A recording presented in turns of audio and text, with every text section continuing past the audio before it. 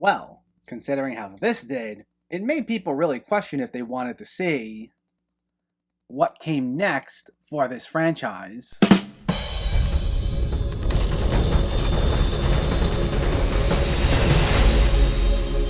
What's going on, everyone? Welcome back to my channel and another installment in my Texas Chainsaw Massacre review series, where I go through all the Texas Chainsaw Massacre movies in the lead up to the new film. And today we're talking about the fourth movie, the Texas Chainsaw Massacre, The Next Generation. Before we begin, let me know in the comments what your thoughts on this movie were, if you already saw it or if you were planning on seeing it, and make sure to hit that thumbs up button if you like these reviews, as it helps me out immensely by getting my content out there. And if you're new here, I hope you consider hitting that subscribe button so you can stay up to date with reviews of new releases, older films, hidden gems, and so much more on a near daily basis. But let's not waste any more time and let's talk about the Texas Chainsaw Massacre, The Next Generation. This focuses on a group of teenagers who get into a car crash in the Texas woods on prom night, and they then wander into an old farmhouse that is home to Leatherface and his insane family of cannibalistic psychopaths. So, as I've done previously with my other retro reviews, this will get into spoiler territory. So, if you haven't seen the Texas Chainsaw Massacre, The Next Generation, and you wish to know nothing,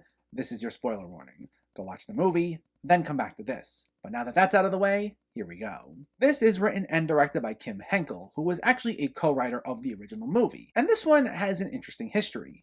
It initially went by its title, The Return of the Texas Chainsaw Massacre, and it was released under that title in 1995. It was then shelved before being recut and re-released under the current title once two of its stars became bigger names, and those would be Renee Zellweger and Matthew McConaughey, which, I'm not gonna lie, I was totally surprised by that, as I had no idea they were in this movie, let alone the stars, until I was getting ready to watch it. But I guess there's a reason that's not exactly common knowledge, as this wound up being something they tried keeping on the down low, with McConaughey's agent even pressuring Columbia Pictures to not release the film theatrically for a bit. And when you watch this, you can see why this had the bumpy road it did. This one is a mess. If you thought the third movie was a bit of a step down from the first two films, this takes a hell of a nosedive from that movie. Now, it's not the absolute worst movie out there or anything. Like, it's oddly still entertaining, almost in a so bad it's good way, so it at least has that going for it. But it's for one reason and one reason only, and that's Matthew McConaughey. Similar to Viggo Mortensen in the third movie, you can see the promise he has as an actor here in this early performance. It's by no means great or anything, but what makes it worth watching is just how absolutely out there he gets. He goes in a direction that's very reminiscent of the second movie, where it borders on comedic, though I wouldn't call this a flat-out horror comedy necessarily, even though IMDb lists it that way,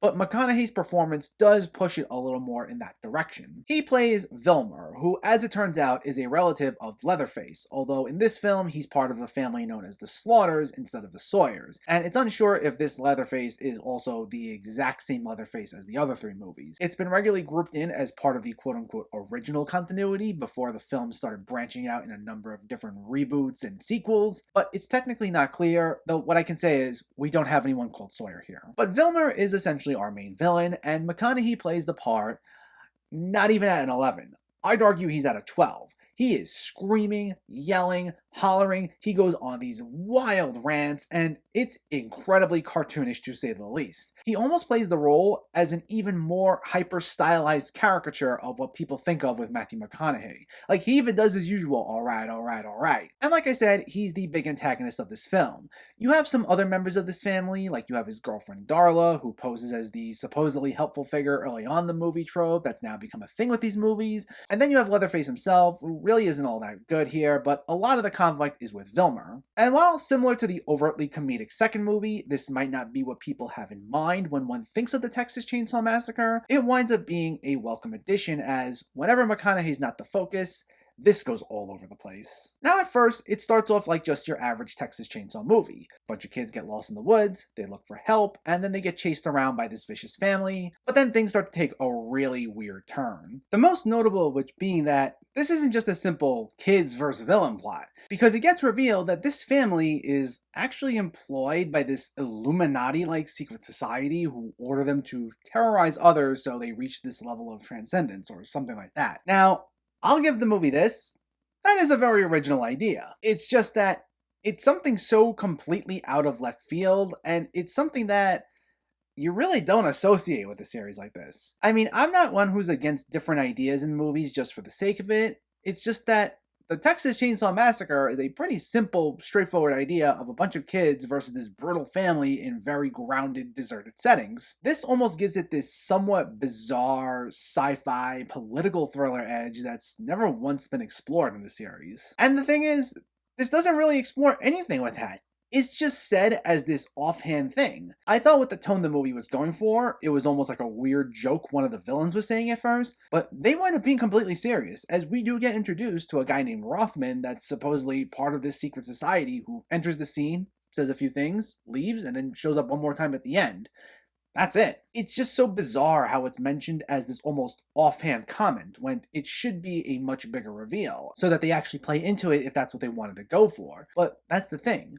The whole movie plays like a home movies version of the Texas Chainsaw Massacre, McConaughey aside. Like, it just feels so obviously cheap and low budget in nature, like even more so than the original. And then it tries to kind of be serious, but then also it tries to do things that I think were meant to make fun of the other movies. Like, some of the soundtrack choices for a number of supposedly intense moments clearly just don't fit the scene, and it undercuts any minute amount of tension the scene had to it. Also, there's one moment in the movie where Darla, the girlfriend of McConaughey's character, she leaves at one point when other characters are kidnapped by the Slaughters just so she can go get pizza. And that becomes like a 5 to 10 minute long tangent in this movie. It's just so weird. And like I said, it all comes off like it's kind of played for laughs, and I guess in a way it's supposed to be a subversion of the other movies where the villains are all cannibals. But at the same time, you can't truly tell because the delivery of each actor also makes it indistinguishable.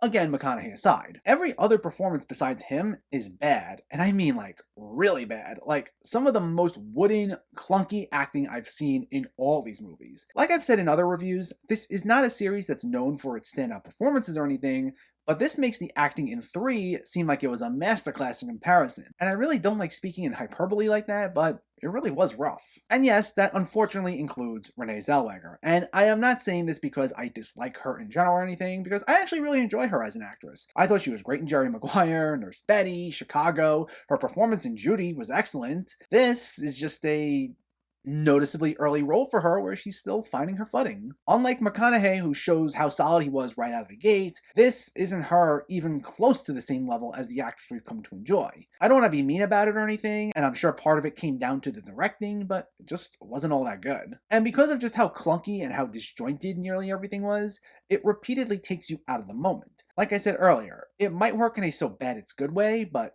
it lacks thrills, it lacks scares, it lacks compelling characters, it lacks a cohesive story. It's just, unfortunately, a mess. The Texas Chainsaw Massacre: The Next Generation is a major step down from the rest of this franchise, and that's saying something considering the third movie was already a step down. While there's the occasional sense of fun due to Matthew McConaughey's absolutely wild and over-the-top performance, the rest of the movie isn't anywhere near as good. It has an odd tone, poor acting, and some bizarre plot twists and character decisions. While you might get some enjoyment seeing early performances from McConaughey and Renee Zellweger, otherwise, it's nearly a major swing and a miss. The Texas Chainsaw Massacre: The Next Generation gets a 2.5 out of 10. That was something else, but like I said, it might be one of those movies that I think you can enjoy on a so bad it's good level. There's some entertainment value in just how weird it is, but it's really nothing I think I need to revisit personally. But now we move on to all the different continuities, as my next review will be of the 2003 remake of the original. And in the meantime, let me know, did you see The Next Generation, or are you planning to see it, and what were your thoughts? Did you think this is so bad it's good? Do you have a favorite cult film you like to watch? Let me know in the comments below so we can discuss. Also, if you enjoyed this video, please give it a like and share it. And for more movie reviews and film discussion, please make sure to hit that subscribe button to stay updated. Thanks for watching, everyone, and keep having fun with film.